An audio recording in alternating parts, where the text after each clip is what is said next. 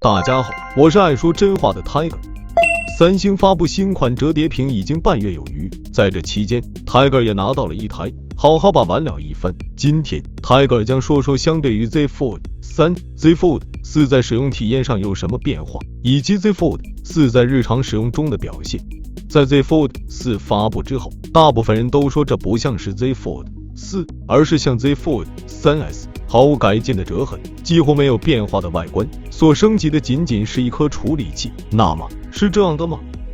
拿到手机先看外观 ，Z Fold 4在外观上相比于前代还是有细微的变化的。不同于上一代近似遥控器的比例 ，Z Fold 4将外屏比例修改至23.1:9。从外观上看，更趋近于大家平时使用的手机。在手机的边框上，三星算是做了大动作了。除了把边框做成直角边框以外，磨砂面的质感也变成了亮面的质感。Tiger 更喜欢这一代的设计，看起来更加硬核一点。在背面的摄像头部分 ，Z Fold 4的每颗镜头都要比上一代大一圈，也更加的突出，相应的影像表现也比上一代要更好，但是闪光灯反而缩小了。除此之外，在 Z Fold 4的铰链处，能看见铰链边框更窄了，从 9.3 毫米变成了 6.6 毫米，同时整机的重量也有一定的优化，从271克降至263克。不过拿在手里差别也不是很大，但对于长时间握持还是有一定的帮助。虽然铰链是有了一定的升级，但是在屏幕折叠的时候，两屏之间还有一定的缝隙，这相对于上一代来说没有任何的改善。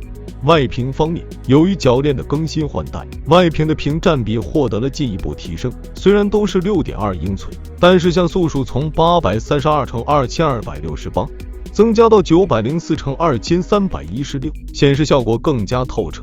内屏方面，看起来和上一代有一些细微的变化，虽然内屏仍为 7.6 英寸，但在比例上更加方正。三星对折痕还是一如既往的忽视，无论是触摸还是观看，都比较能感受到折痕的存在。相对于其他国产的折叠屏来说，三星的折痕更细，但是显眼程度和深度还是三星的折痕更胜一筹。内屏和上一代一样，采取了屏下摄像头，和上一代相比，这一代的屏下摄像头隐蔽性更好，纱窗效果也不是太明显，可以去看比较难看出来。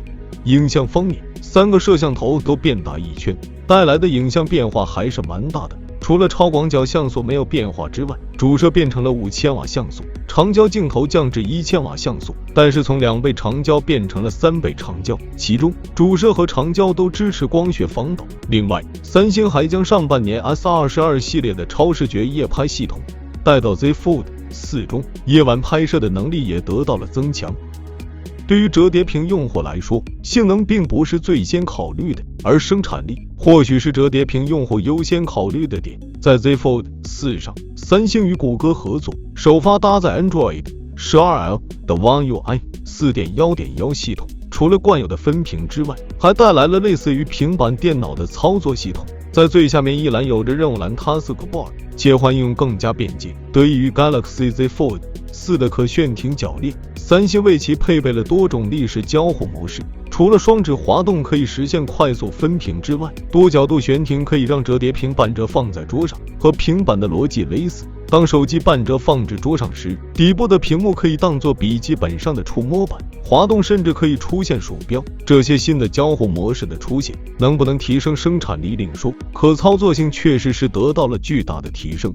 除了新系统带来的生产力， S Pen 自然也不能不提。 Galaxy Z Fold 4依旧提供了对 S Pen 的支持， S Pen 可以让用户拥有良好的书写体验。